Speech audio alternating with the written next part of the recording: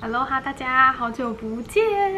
我上礼拜又再度去把我头发剪短了一点，所以现在感觉又更就是在耳朵这边。大家现在点进来看这影片，应该已经看到标题，所以应该已经知道，就是今天影片的主题就是我又要开始搬家，开始打包。你们一定想说 ，Kelly 是不是大概有点病？就为什么要一直搬家？搬家很累，搬家其实真的很累。就是我这一次其实并没有那么想搬家，我其实很喜欢我这边住的地方，就是太阳很好，光线很好，就整体感觉住起来很舒服。大家记不记得我之前搬家来这个影片？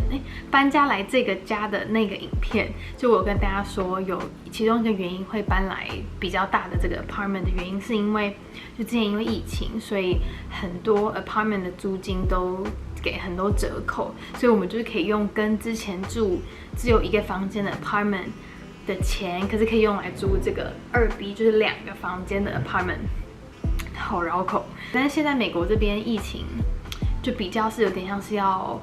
变回之前正常的时候的生活，所以像大家都会开始回去公司上班，所以这些租金也开始大调涨。所以一开始我们就是一直在犹豫说要不要继续住下来，其中一个很大原因就是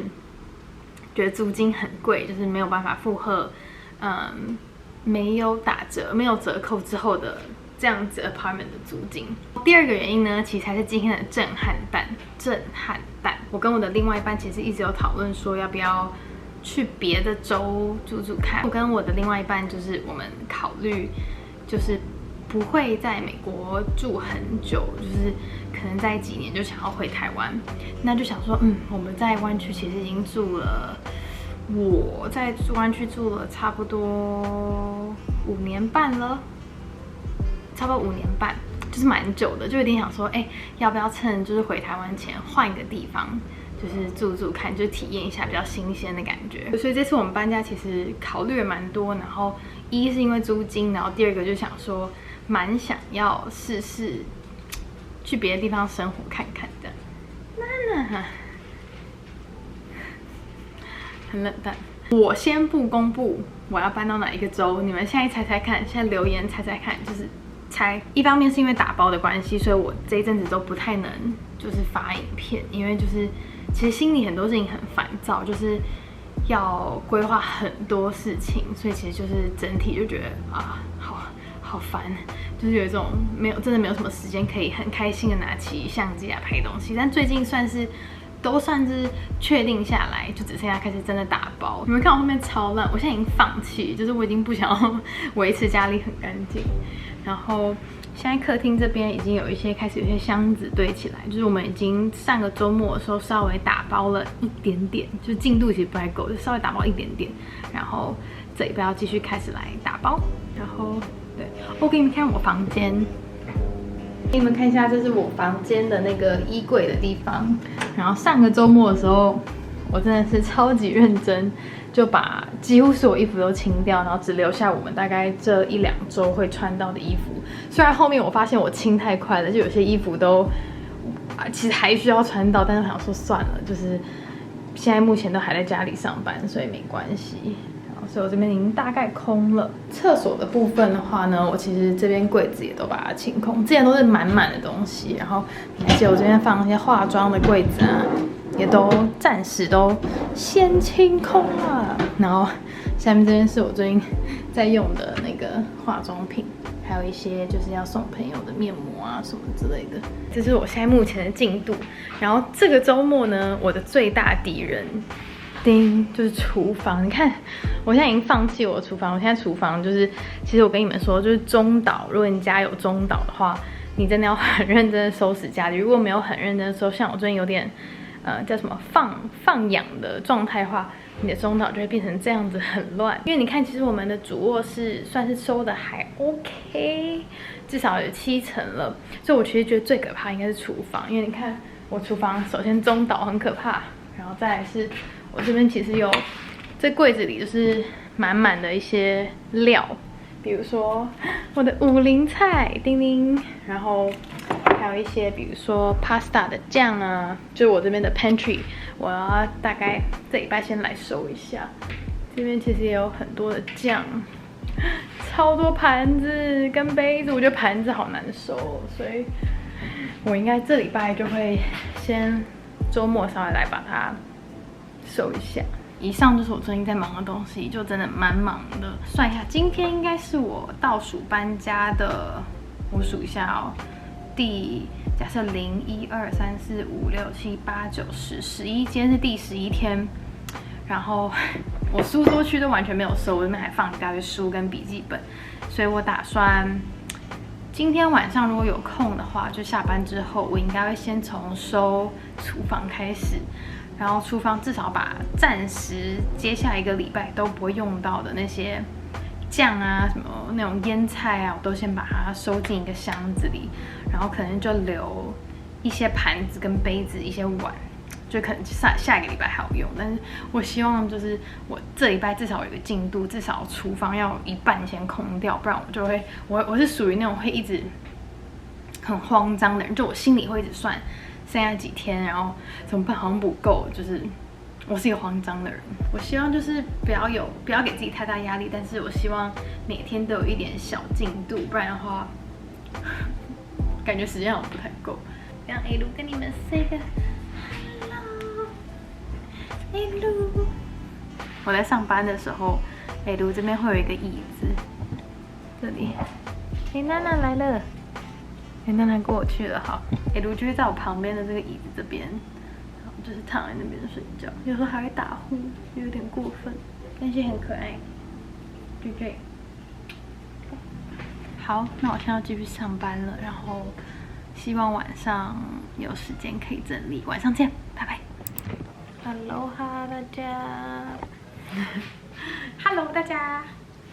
我没记错的话，我上次录影的时候应该是礼拜3的，可能中午还是下午。经过礼拜3、礼拜42天，我完全没有整理。就我发现我给自己期待太高，我其实下完班就想要直接躺在沙发上，所以我一个东西都还没整理。现在状况完全就是大家看到的2天前一模一样。趁现在。礼拜5刚忙完，刚下班，然后趁晚上跟朋友约吃饭出去之前，我先来稍微打包一下。我今天想要收完，至少这边有几个啊？1、2、3、1、2、3、4、5、6、7、8、9、10、11、12、13、14、15、16、17、18、19。OK， 这边有19格。我希望今天至少可以收完6格，然后明天收剩下的13格。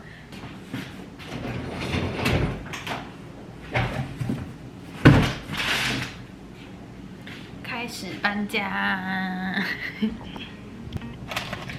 我还剩1卷我爱的荞麦面，我要留着，我下礼拜要吃完，把它吃完再走。有巧克力，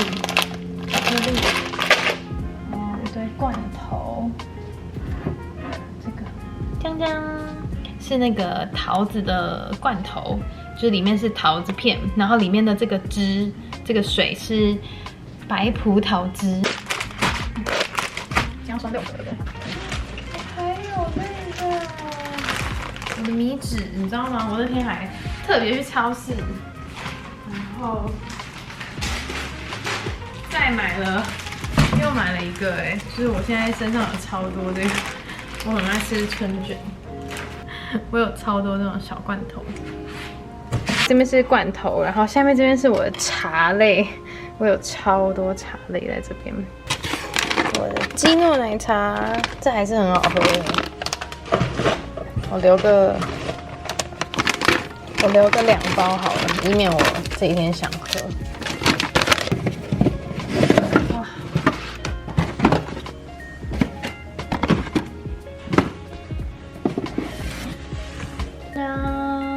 清空完毕，我这样子算清空了2格。然后都把它 pack 到这里了。我们有超多这种 cereal 之类的东西，因为我们早上很喜欢吃麦片。我决定我的第3格要来选这个超小格的酱料，因为反正应该大部分都用不到。其实现在大部分应该都是用盐巴跟糖，所以其实很多我都可以先把它收起来。我打算先从这格开始收。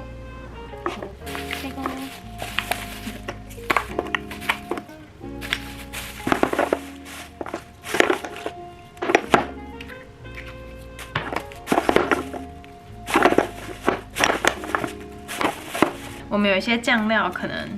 放比较久，但是你知道什么的酱料一定是很新鲜的吗？麦当劳，因为我们真的太常吃麦当劳了，所以麦当劳的酱都是非常新拿回来的。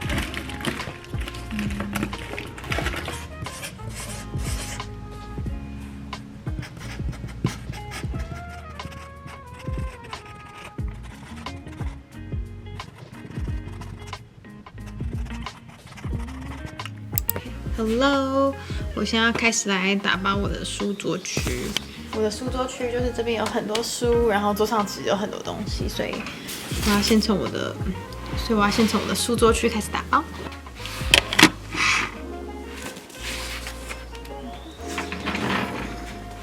真的是非常的光脚，把我家都看得。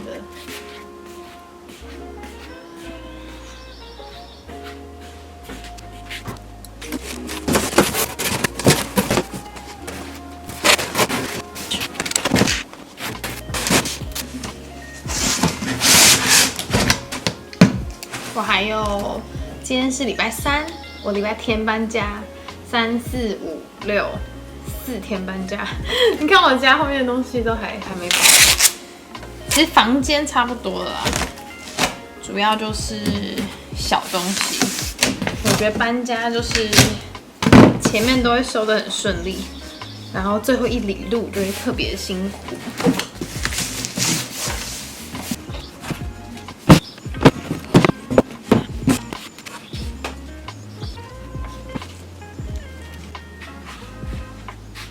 嘿，奶奶 ，Namaste，你看这是什么 ？Namaste 哦 ，Namaste，拿过来这里，这是什么？那这是什么？那这是什么？啊，走掉，好多东西要走。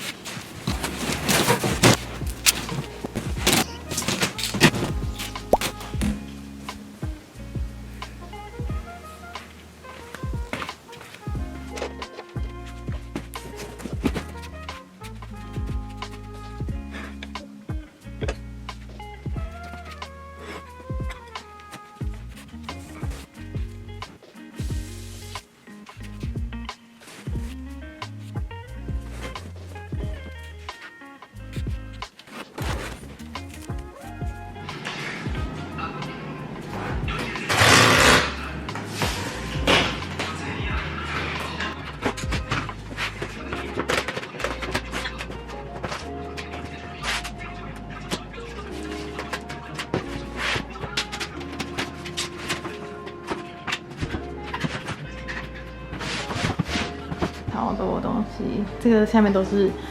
2个箱子，这8、10、12、12，这样子。OK，Aloha大家，现在时间快转到，就是现在是我要准备退租，然后。今天是我在这个房子的最后一天，我现在有回音哎。今天刚搬完家，就大哥他们刚走，然后离在这个 apartment 大概还有1、2个小时，所以我想说可以在这边回答一下大家的疑问，就是有一种很空旷的感觉，就感觉刚好在那边录，感觉蛮不错的。我现在来回答一下大家的一些疑问，然后因为我是直接这样截图的，所以就是不一定会照顺序，我可能就会有一种跳来跳去的感觉，但尽量就是把大家有的一些疑问。比较主要的疑问我都把它就回答出来。第一个蛮多人问的是怎么找到房子，以及美国的湾区租金大概落在哪一区块呢？自己一般找房子用的工具都是 apartment.com 或是 apartmentlist.com。有时候会用 Zillow， 但是因为我个人是比较偏好找有那种管理公司，就是有一整个社区的那种，不是自己私人当房东的那样子的公寓，所以我比较习惯在 apartment.com 或是 apartmentlist.com 找，就是租的 apartment 的公寓，讲好多次 apartment。我个人是比较喜欢住这种公寓型的，然后就他们是有整个管理公司，所以比如说会帮你收包裹，会帮你处理一些问题，然后维修有问题都是打电话，可能当天就来修。就我觉得我比较喜欢这一种，所以我就会比较是找比较公寓类别的。我有一些朋友呢，他们是喜欢比如说4、5个人，就或是3、4个人住一整栋那种 townhouse 或者 house， 那种可能就是有人自己当房东自己买，然后租出去这样子的房源，他们可能就会在 Zillow 上面找，或是有一些在 Facebook 的 Marketplace 好像也可以找到。然后租金大概落在哪里？租金其实是一个超级大的范围。我随便跟大家举例一下，比如说你一间房间，还是2间房间，还是你是没有房间，是那种 studio， 或者是你是1间房间，但是你跟朋友一起分租，那可能你们就是1B 的价格，然后除以2，所以其实有点难去跟大家讲一个最大的，就是到底就是都落在哪一个区间。湾区其实也是一个很大的地方，就是 San Francisco City 里面也是湾区。然后你这样沿着这个背下来，整个南湾也是湾区，然后你要再南到San Jose，南San Jose也是湾区，所以我觉得用湾区是真的差别差很多。一般来说，我的朋友之间，比如说我的同温层这些朋友们，大部分大家1B 就是1间房间的公寓，大概都是租可能2300到4000元，2000出头到4000元左右不等，真的是看你是住在哪里，住在多精华的地方，你住在多好的区，所以也有听过超过4000块，但是大部分我听到的朋友都是落在可能2000出头比较小，到可能4000块，可能比较大的房型这样。不过我现在讲的价格都是在pandemic 之前，因为之前 pandemic 的时候，像我租到这间很划算的 2B， 就是因为那时候疫情关系，所以价格下降。所以我现在讲的价格比较是疫情之前这样。下一题是退租前的房子需要注意什么吗？我们自己住这种管理公司的 apartment， 一般来说，它退租前会有一个 inspection， 就是他看一下你这个房子有没有一些很大的瑕疵，比如说。你的墙壁就是破了一个大洞，然后或是你撞到东西，或者你在上面钉东西，把整片漆都弄掉，那种就要补很多钱。他会来跟你去走一次，他会跟你说他觉得你这个房子你可能要加强一下再给他，不然他可能会扣你的 deposit， 就是你的定金，或者说他跟你说，他觉得你状况还 OK， 你可能就稍微缴一点钱，比如说清洁费。退租前，我觉得我不会。好像没有特别注意什么东西，但是记得要亲自跟他走一次这个 inspection 这个检查的流程，确定他没有说，说你这边什么坏掉，然后多扣你钱，就你们要有一个双方的共识。所以我会可能就是这样子。我觉得一般我之前遇过的公寓有这种管理公司，就是制度上管理的话，一般其实不会有太大一些故意要坑你钱还是什么的问题。下一题是家具都在哪里买 ？follow 我很久的人应该都知道，我就是刚来湾区就买很多家具嘛，你们之前看到的家具，所以其实很多都是那时候学生时代，就刚离开学生时代要到工作阶段的这个时候买的，所以那时候其实大部分家具都是在 IKEA 买的。我觉得很多很基础的东西，比如说你是要买那种柜子，可能素色全白全黑的那种，就一格一格柜子，你想要放书，你想要放衣服当衣柜用的那种柜子，我觉得很多在 IKEA 就是它真的很便宜又很划算。就之前还没有那么常缺货的时候，我自己是觉得，如果是租房子的话，我可能就会在 IKEA 买。但如果比如今天自己的房子，我可能就会想要买好一点。如果你要住很久的话，就很划算。但是如果只是来读个书，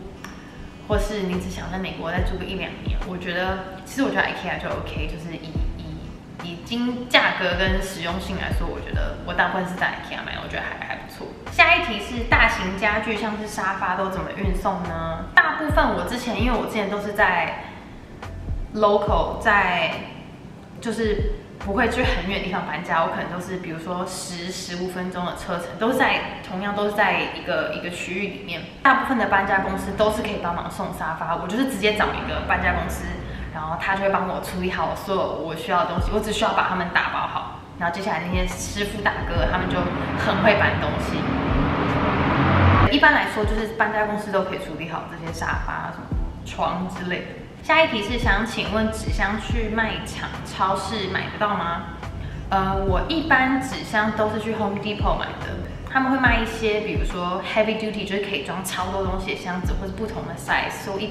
我一般都去 Home Depot 买，因为我搬过蛮多次家的，所以我基本上都是会把纸箱留下来。然后因为我知道我可能1、2年就要再搬家一次，所以因为纸箱其实你买很多，比如说，我们这次整个家搬可能就花了30几个箱子。那你其实加一加也很多钱，所以我其实都是每次搬家我就会把它留下来，然后放在储藏室。所以其实下次搬家，像我这次搬家，除了我自己之前的箱子，以及别人搬完家不要的箱子，我们收下来之外，我就没有额外再多买箱子，用起来都没有问题。所以我觉得 Home Depot 的箱子应该是还 OK。我知道 U-Haul 也有箱子，所以我听过这2个，就是买箱子的地方都 OK 这样。我好饱，刚跟朋友去吃一个韩式，所以我现在肚子好撑。下一题是，如果请搬家公司的话，费用会怎么算呢？一般美国这边非长途，就是不是那种跨州很远的话，我自己的经历是都是1小时多少钱算。我之前找的那种华人搬家公司，可能我有点忘记是多少，我不太确切记得1个小时多少钱，好像是100多块1个小时，然后每个小时你会再付那些工人每1个小时每一个人的1份小费，所以一切就是看你就是他们帮你就这样运送整个过程总共花多少时间。然后一般来说是从他出发就是到你家，就是如果你请了一个超级远的，那你可能就要把这个时间也算进去。一般来说他是算从他家出门，然后开到你这边开始搬，到他再开到你的新家，然后把你东西都放下来。这样子算是他总共假设随便他花了4个小时，假设1个小时加小费，你可能是给他150块，180块，那可能加一加，你可能总共4小时搬就是花720块，或是看你怎么去算那个小费的部分。但基本上就是如果你不是那种跨州或者长途搬家的话，都是他会告诉你1个小时他就是花多少钱，然后有的会直接告诉你他小费是收多少。我觉得这样很好，就是大家都讲清楚，然后你就是总共几小时就是多少钱，就很清楚明了这样。长途搬家的话，就会喊一口价，比如说他们会要求要跟你视讯电话，然后看你家大概多少东西，因为有些人，比如说1B 家就超多东西，有些人可能 2B 其实东西没有很多，所以他大概会看一下你有没有很多大型家具啊，比如说衣柜要搬。那种就会稍微多一点钱，但一般都是一口价。我这次搬家跟我朋友搬家，我们从湾区搬出去，这样跨州搬，大概都是加小费，可能就2500左右，2500左右美金，就整个家跨州搬。所以长途跟短途就是一般这种 local 搬家还是价格不太一样，计算方式不太一样。下一题是第一天搬进新家的 essential 是什么？就是第一天搬进新家你必备的东西是什么？我一般来说搬进新家一定会准备就是行李箱，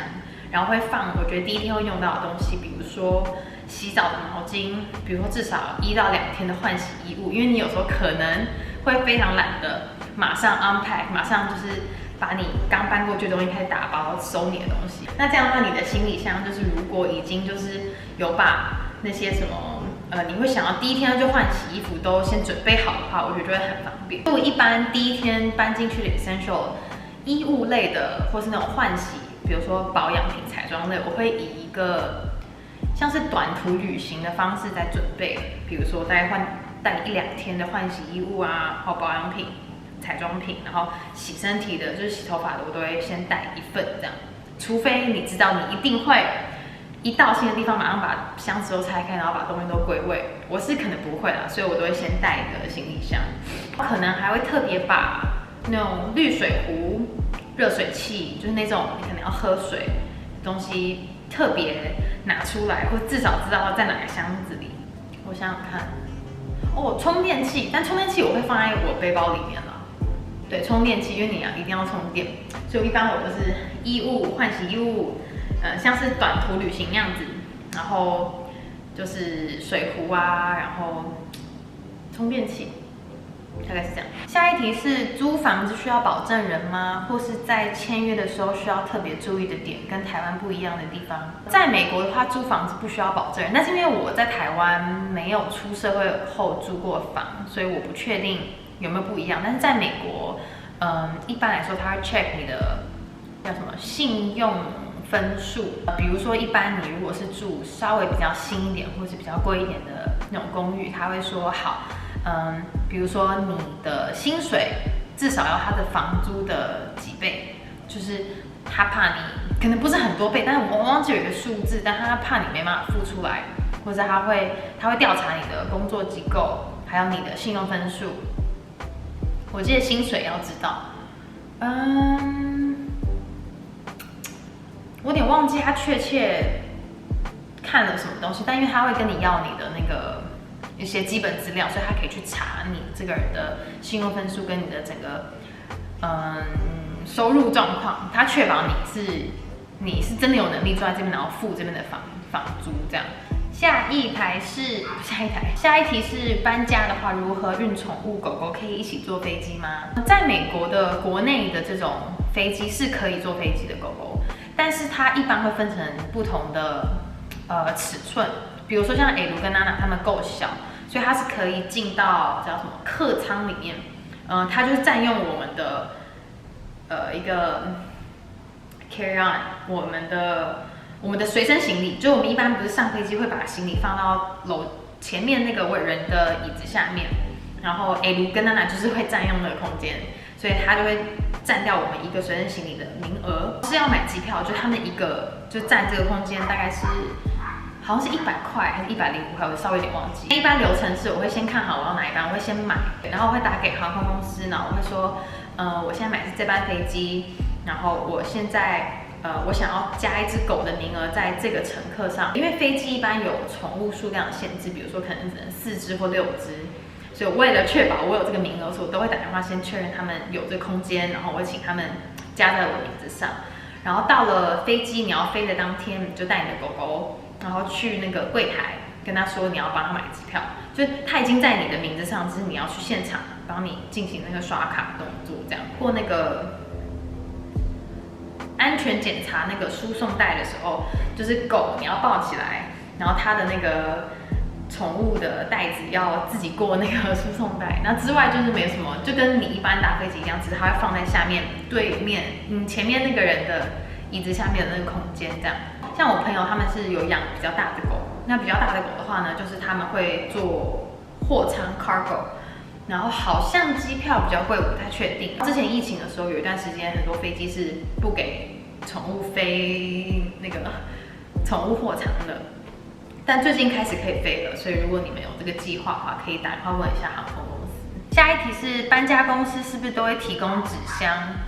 在美国的话，我搬的都没有，就你要自己包好。有的，如果你比如说突然你就是收比较慢，然后他们已经来了，发现你家里其实还有很多东西没有收好，他可能会帮你打包，会给你一些箱子，可能会帮你用一些胶带，但是他们会收你钱，所以通常那些纸箱会比你自己去Home Depot 或是去 U-Haul 买的那种箱子还要贵，所以我们一般都是自己就是包好，然后所以那天搬家公司来，只要帮你搬走就好，因为刚刚前面有讲过他们是算时薪的，所以他帮你在那边包的时间都会算在他时薪里面，所以最好的状况就是他们来之前你就把所有东西都包好，他们来只要负责一直这样拿走，这我觉得是最划算的。下一题是 Kelly 大件的家具会带走吗？还是会卖掉到新家再买？这次其实大部分大家看过的东西应该都有带走，什么餐桌啊什么都有带走，沙发没有带走，沙发它实在是有点脏，然后加不加沙发就是大型家具报价稍微有点落差，所以我想了很久，我就觉得那我就是先不要带好了，沙发不一定可能到新家再买，所以沙发我没有搬。有一个很大的衣柜，你们记不记得以前我的家有一个4x4的那个 IKEA 黑色衣柜，那个我也是犹豫要不要搬，因为那个很大，然后刚好我们 apartment 的朋友就是他们想要接手，所以那个我就是给我朋友，所以其实最大家具大概就这2个，其他我基本上都搬走，我没有太多那种很大型的家具。下一题是最看重房子的哪些需求跟格局？我个人最喜欢的，大家看就知道，我最喜欢就是采光。我觉得采光很棒，然后我个人最喜欢就是朝南，因为朝南就是光线一直都很好，就不会直射，可是基本上就算是冬天也都会有阳光进来，所以我个人很喜欢朝南，所以我比较在乎就是采光，就窗户要多，然后窗户要多。所以我最看重的地方应该就是采光。然后硬要说的话，可能就比如说安全，比如 security， 像是会不会外面的人很容易进来你的 apartment 里面，会不会别人很容易尾随另外一个人就进来你的公寓，就是这种比较可怕、这种安全性的东西我在乎之外，我好像不太会在乎说，比如说衣柜要很大或什么，厕所要很大，我没有很在乎，我觉得最在乎应该就是光线。但其实有时候这种朝南的这种选择，你的 apartment 就比较贵，因为他们也知道大家喜欢那种光线好、采光好的地方，所以有时候就是你的预算跟你喜欢的格局的拉锯战。下一题是，请问有买过二手的家具吗？有什么要留意的地方？有捡到宝或是不好的经历吗？好问题，我完全不介意用二手家具，但是因为我刚搬来之后买了家具之后，我好像就没有再买什么新的大型家具，所以好像刚好没有这个经验。好像之前我们用的那个黑色电视柜是朋友的朋友还是朋友的学长，我有点忘记留下来，就我们跟他们买的，所以那个家具是我们唯一一个二手家具，好像也没有什么特别的感觉，就是它就是一个中规中矩的电视柜。但是我之前有蛮多朋友他们在 Facebook 的 Marketplace 上面就买到很多很棒的东西，因为比如说像我们的朋友他要搬走，然后他很多东西带不走，因为太多了，他觉得都在 Facebook 的 Marketplace 上面卖，就真的他也卖蛮便宜的，然后你也不需要等，因为现在家具买家具要等好久，所以你可以在那种 Facebook Marketplace 那种二手市场上面卖，然后他们经验都蛮好，买跟卖的经验都蛮好的，所以我好像没有什么特别不好的经验，但也没有很多经验就是了。下一题是担心家具全部拆掉之后到新家装不回来。我自己的经验是，搬家公司一般来说，像床或是一件很难装的桌子，他们都会帮你装回去，或是你可以跟他说帮你装回去，他们会装，只是他就会占用你的那个时薪的部分。像床我都会请他们帮我装，因为床我完全之前那个说明书已经不知道丢到哪里去了，所以我都会请他们帮我们装，他们都会装好再走，只是就是时间会比较久，就是那个搬家的时长它就会再计费这样。下一题是想问一些不要的家具有没有推荐的回收方法？我们这次因为时间比较赶，所以我们不想要的家具，我们有一些觉得真的太旧了，没有人会要的，我们是打电话请那种收大型家具的人，就是收大型的不要的家具的人来把它搬走。那种都是要额外再付费的，所以我们不太是一个好的参考对象。但是我的朋友他们就比较多时间搬家的，他们都是推荐你把你自己的这个家具稍微整理一下，比如说让它至少是干净的，然后你就把它 po 到 Facebook 的 Marketplace 上面卖。基本上呢，你如果标0元，都会有人来把它拿走，或者你就标个5块钱，别人可能就帮你把它 pick up 走，他解决你的问题，然后那个人也拿到他想要的东西。我觉得其实蛮好，就是我觉得像我们这样还特别花钱找人家来把这个家具搬走，我觉得是比较没有时间的人的做法。但如果你有时间，你可以有时间把这个东西拍照，然后放到你自己的账号去卖的话，我觉得那样是最划算的。下一个是，请问 Kelly 都怎么挑选搬家公司？这是一个很好的问题，因为我之前其实自己经历过我总共搬了4次家嘛，就是我从匹兹堡搬到湾区的第一个 apartment 搬到第二个搬到第三个搬到第四，我总共搬了4次家。我其中有一次搬家的时候，我是在 Yelp 上面就搜寻那种评价，就是整个 review 都分数非常高的，大家都很推荐的搬家公司，我请他们来搬。我不得不说呢，他们真的是非常非常的细心。就比如说，他们地板都会铺那种毯子，就以免刮伤你的木头。可能家具都会用保鲜膜把它包好，就弄得很就不会刮伤，就是他把你的家里环境跟你的家具都保护得很好，所以就完全不会弄坏。但是我那次的搬家经验呢，就是他们因为真的保护得很好，所以他花了非常多的时间在包你的家具跟就保护整个环境，然后就很细心的搬。所以我记得上次我搬的时候花了非常多的时间，大概是可能5到6个小时，然后再加给小费，你们大概自己算一下多少钱。然后以及我上次搬家的时候，我找了一个朋友推荐的搬家公司，然后他可能不是以超级细心闻名，但他就是以就是价格很合理，然后速度很快，然后我就找了一间。我的确有东西被撞坏，就我有一个灯环坏掉了，但是它真的搬的速度很快，我大概花了可能就4个小时就全部都搬完了，几乎差不多一样的东西。我觉得怎么挑选搬家公司最重要的第一点就是你的预算，就是你愿意花多少钱。然后第二点就是你的家具是像我这种都是比较便宜的学生家具呢，还是你是那种你花了很多钱需要宝贝的家具？比如说，如果你是从一个你自己的家，你自己布置很美的家搬到另外一个很美的家，那你可能会不希望，比如说他们伤你的木头啊，你可能希望他好好保护你那个很漂亮的家具。就是我觉得心态不太一样。像我的话，就是我家具真的很便宜，就是它包起来的那些时间，它撞伤我都觉得没有关系。所以我自己的话，我的挑选方式我会比较倾向于速度快，然后便宜，然后就是不要服务太差，就是它不要全部东西都乱丢，可能偶尔撞伤有点坏掉没关系，我不在乎，就是速度快就好。但一切还是看你自己的家具是怎么样，然后你的规模是怎么样，然后你的预算是怎么样的。我那2次的搬家经验东西差不多。因为时间差很多，就是他花的小时数差很多，所以加在小费之后，我大概整体的搬家金额差了1倍，所以我后来都是选择这种速度比较快，然后可能不是超级细心，评价没有超级好，但是目前用起来都觉得CP 值算蛮高的那种搬家公司。下一题是设备，大概会付哪些东西？因为像台湾的独立套房。很少有烘干机或是大厨房跟阳台。一般来说，在美国租屋，你看到的就会是长得现在这样，就是里面全部是空的，但它会有这种厨房的 appliance， 比如说烤箱啊，比如说洗碗机、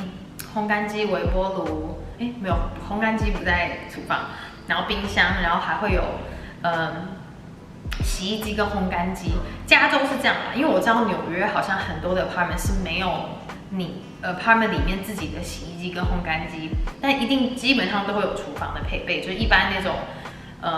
物业管理公司管理的这种公寓都会有，可能私人房东那种不一定，但是一般就是集团管理的都会有基本上的这些可以煮饭的配备这样。然后阳台的话就不一定了，阳台的话就是看你选的房型有没有阳台这样。下一题，签约该注意的事项、合约内容或是房客权益。因为我找的都不是私人房东签约的，所以一般来说，这种公寓型这种公寓的话，它都是蛮定型化的那种契约，所以不太会有那种他故意什么藏什么条约在里面想要骗你这样。但是我可能会特别注意的一点是，第一点，比如说，如果你要毁约，你要赔多少月的房租？像我之前其中一个 apartment 是，我有点忘记，但我记得我好像想要提前毁约，因为想要接另外一个 apartment 的。就我想要无缝接上，之前没有确认，但后来才知道，原来你想要毁约的话，要付1.5到2个月的房租，所以这个就是你签约前要稍微注意一下，可能不能跟他吵说我不要付这个钱，或者我要付很少，但至少你要把那个数字记着，就如果你以后想要毁约的话，你要自己知道你还要付这笔钱。好像没有太多，大概就是那个我会比较确认哦，还有可能是大概确认一下你的定金要缴多少钱，然后因为有的时候。你定金可能会缴很多，然后可能像刚刚前面那样扣一扣什么清洁费，你就拿很少回来，所以我可能会确认一下，定金大概都要缴多少，就一开始可以先问一下，所以你才大概会有一个概念，说你到时候定金可以拿多少回来这样。然后最后一题是 Kelly 要搬离湾区了吗？没错。就是这一次对我们来说是超大型搬家，我前面的影片有跟大家说，就是我们考虑了很久，决定就是想要就是换一个州住住看。默默的我也在湾区住了5年半了嘛，然后就觉得也蛮想在别的州住住看，所以后来深思熟虑之后，决定想在回台湾前再去另外一个城市住住看，所以我们这次是要搬离湾区没有错。我们接下来要搬去的城市是西雅图。会选西雅图的原因大概就是因为我们那边有亲戚有朋友，就是不会是完全2个人到一个超级陌生的环境。之前去过几次的经验心得都觉得蛮喜欢西雅图的，所以我们后来也是考虑了很久之后，就是终于决定是西雅图。我觉得西雅图整体其实以工作环境来讲的话，我觉得公司的组成很多都跟湾区蛮像的，就是蛮多科技公司在那边有分公司，对，所以如果说之后还想要换公司啊，或者说你是想要从湾区直接去西雅图，我觉得整体这样转换都很方便，或者你想要再回湾区，感觉也不是一个问题。没错，还是有一点难过啦，就是因为我们有很多朋友其实是在加州，所以也是考虑了很久，然后也觉得很舍不得，因为这边就是天气真的很好，就是天气睡，就是湾区真的是住蛮久，然后想去别的城市试试看这样，所以。如果大家还有什么问题的话，可以在下面留言，然后我再来回大家，看大家还有什么就是搬家方面的疑问。好，那今天影片就先到这边。然后，如果你是西雅图的人，有什么西雅图一定要推荐我的东西，欢迎留言给我，我要来收集我的美食 list。好，那今天影片就先到这边，我们下个影片见，拜拜。我现在准备要，腿好酸。我准备要把东西收一收，我给大家看一下我们空的 apartment。这边就是我们的客厅。现在基本上东西都已经全部搬完了。我刚刚就是坐在这边跟大家聊天的，就光线真的很好，因为我这边是边间，所以窗户真的很多，就光线真的很好。然后我们的阳台，这是我的书桌区，然后这是我们的我的那个卧室，然后床都搬完了，然后厕所也都清空了。真的是超级感伤，因为这个 apartment 算是我最喜欢，就是采光最好的一个 apartment， 所以其实很舍不得离开。好，那我现在差不多东西收一收呢，我要去我朋友家，再跟他们最后 hang out 一下，就是因为我等一下就要走了。今天影片就先到这边，我们下次见，拜拜。